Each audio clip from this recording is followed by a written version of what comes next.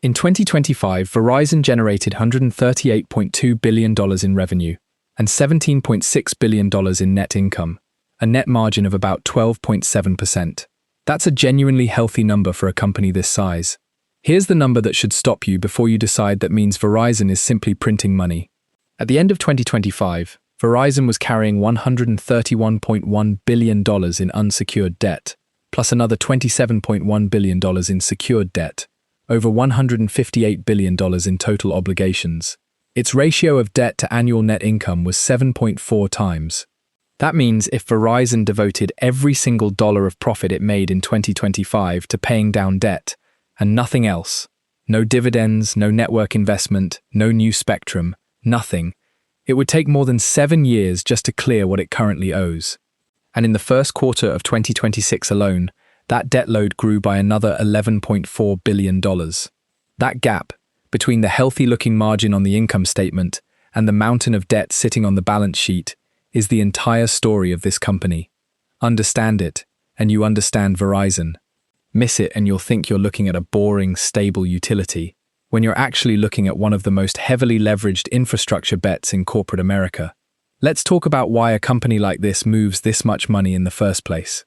Verizon is the largest wireless carrier in the United States, by revenue, operating in an industry so capital-intensive that the four major players, Verizon, AT&T, T-Mobile, and what remains of the smaller carriers, collectively represent one of the largest fixed asset bases of any consumer-facing industry in the country. Verizon's own revenue splits into two very different businesses wearing the same logo. Consumer, wireless phones, home internet, streaming bundles, brought in $106.8 billion in 2025, up 3.8% year over year. Business, enterprise connectivity, government contracts, wholesale network services, brought in $29.1 billion, down 1.6%. One segment is growing. The other is shrinking. And here's the detail that matters more than either number individually. Consumer segment operating margin runs around 29 to 30%, genuinely strong. The blended company-wide margin gets pulled down by business, by debt service, and by depreciation on an asset base most people never think about when they picture a phone company. So before you conclude you understand this business, you need to understand that Verizon isn't really selling phone service. It's financing and operating one of the largest pieces of physical infrastructure in the country, and phone service is simply the monthly bill that pays for it. A modern wireless network requires spectrum licenses, cell towers, fiber backhaul, core routing infrastructure, and a permanent, rolling cycle of capital expenditure just to keep pace with the technology generation the network was built for last time. Verizon's baseline annual capital expenditure has run $17.5 to $18.5 billion a year for most of the past 5 years, before a single dollar spent acquiring the spectrum that infrastructure runs on. And spectrum is where the real gamble in this business lives. In February 2021, the FCC's C-band spectrum auction closed, and Verizon spent $45.45 billion, more than the annual GDP of countries like Paraguay or Tunisia, almost double what second-place bidder AT&T spent to secure the mid-band spectrum it needed to actually compete on 5G. Add clearing costs and incentive payments to move existing satellite operators off that spectrum, and the all-in total reached $52 million. On top of that, Verizon committed another $10 billion in capital expenditure over the following 3 years just to build out the network that spectrum would actually run on. Verizon financed a meaningful share of that $45 billion bid by borrowing up to $25 billion. That single auction, in a single month, added more new debt to Verizon's balance sheet than most Fortune 500 companies carry in total. Here's the structural mechanism that makes spectrum so uniquely expensive in this industry, compared to almost any other capital-intensive business. It's not something you build, it's something you win at auction against your own direct competitors, in a process the FCC runs precisely because spectrum is scarce, finite, and legally cannot be operated without a federal license. Unlike a construction company buying land or a brewery buying equipment, there is no shop around for a better price option. There is one auction, a hard deadline, and whatever your competitors are willing to bid against you in real time. Losing the auction doesn't mean paying more later. It can mean not having the spectrum you need to compete for the next decade at all. That dynamic is exactly why Verizon, a company already comfortable with debt, was willing to take on $25 billion more of it in a single auction rather than risk losing the mid-band spectrum race to AT&T. Now here's the trap inside the trap. And it's not the spectrum auction.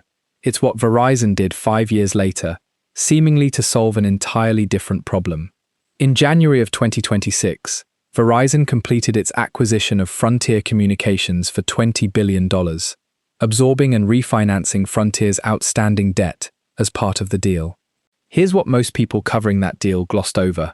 Frontier Communications filed for Chapter 11 bankruptcy in April of 2020, carrying roughly $16 billion in debt it could no longer service. In a restructuring supported by bondholders holding more than 75% of its unsecured bonds. The plan cut more than $10 billion from Frontier's balance sheet, and the company emerged from bankruptcy in 2021. Leaner, but still carrying over $11 billion in debt as of mid-2024, right before Verizon came calling. Verizon paid $38.50 a share, a 37% premium, and took on a company whose most recent chapter in corporate history was a debt-fueled collapse into federal bankruptcy court. So why would Verizon, already carrying $131 billion in debt, choose to acquire a company that had just proven, in painfully public fashion, what happens when a telecom operator takes on more leverage than its cash flow can support? The official answer is fiber footprint. Frontier's 2.2 million fiber subscribers across 25 states, combined with Verizon's own roughly 7.4 million, gave the combined company 25 million fiber passings and a real answer to AT&T's fiber lead. That's a legitimate strategic logic. But it means Verizon's total debt load, which had already climbed from $117 at the end of 2024 to $131.1 billion at the end of 2025, jumped again to $142.5 billion in unsecured debt alone by the first quarter of 2026, the direct, traceable result of absorbing a company whose own balance sheet had nearly killed it 6 years earlier. The ghost of Frontier's 2020 bankruptcy isn't a cautionary tale sitting outside Verizon's story anymore. As of January 2026, it's literally inside Verizon's balance sheet. Here's why this matters more than a simple, big company takes on debt observation. At the exact same moment Verizon's debt was climbing past $142 billion, the company announced plans to return approximately $55 billion to shareholders through 2028 via dividends and share buybacks, including a new $25 billion buyback authorization approved by the board on January 30, 2026, the same month the Frontier deal closed. And in the fourth quarter of 2025, Verizon announced a workforce reduction of more than 13,000 positions as part of a cost reduction and efficiency initiative. Read those 3 decisions together, in the same few months. Absorbing a bankrupt competitor's debt, committing tens of billions of dollars back to shareholders, and cutting more than 13,000 jobs for efficiency. That's not necessarily mismanagement. It can be entirely rational capital allocation for a mature company with reliable cash flow. But it's also exactly the kind of simultaneous leverage plus shareholder return structure that analysts flagged as a warning sign at companies like Frontier, right up until the moment it wasn't sustainable anymore. So who actually captures the value in a business built this way? Bondholders get paid first, contractually, regardless of how the underlying business performs in any given quarter, which is precisely why Verizon's 7.4 times debt-to-net income ratio matters enormously to how much financial flexibility the company actually has left, even while reporting a healthy 12.7% net margin. Shareholders capture value through the dividend. Verizon has raised its dividend annually for close to 2 decades, a genuinely impressive streak that Wall Street prices at a premium.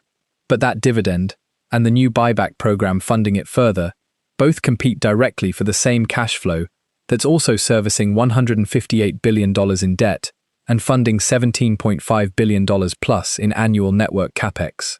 Employees, particularly the 13,000 plus whose positions were eliminated, in the same quarter the company committed $55 billion to shareholders, absorbed a very different side of that same capital allocation decision.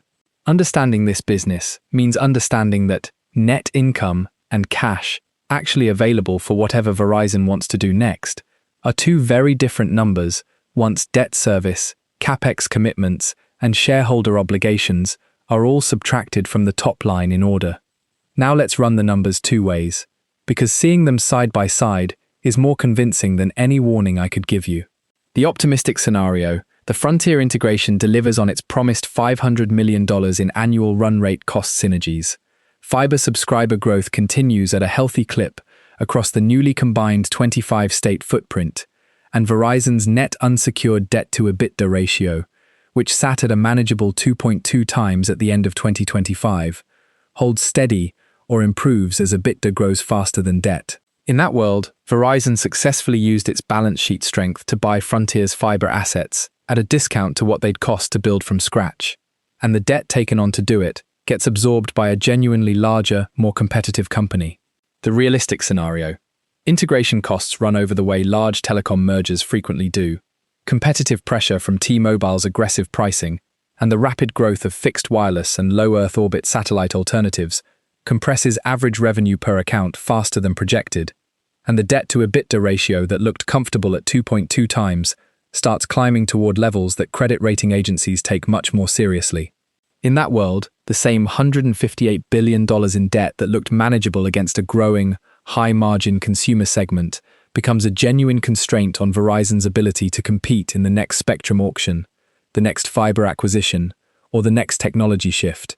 Exactly the position Frontier itself was in, at a smaller scale, in early 2020. So what's the real lesson behind a company like Verizon? It isn't that debt is inherently dangerous. Infrastructure businesses have always run on leverage, and Verizon's scale, cash flow, and credit rating give it a degree of flexibility a company like Frontier never had. The lesson is that even a company generating $138 billion in revenue and a healthy double-digit net margin is still, underneath the ticker symbol and the dividend history, a bet on whether future cash flow will keep outrunning the debt taken on to build and buy the infrastructure that cash flow depends on. Every number in this script, the $45 billion spectrum auction, financed partly with borrowed money, the $20 billion acquisition of a company that went bankrupt from exactly this kind of leverage, the $55 billion committed to shareholders, in the same quarter 13,000 jobs were eliminated, exists for one reason. It shows that too big to fail and financially disciplined are not the same claim, even for a company most people think of as one of the most stable businesses in America. The towers, the spectrum, and the fiber are the easy part to see. What actually determines whether Verizon is telling the same story in 10 years or becomes the next Frontier at a scale 10 times larger was never the quality of the network. It was whether the debt taken on to build it keeps growing slower than the cash flow required to carry it.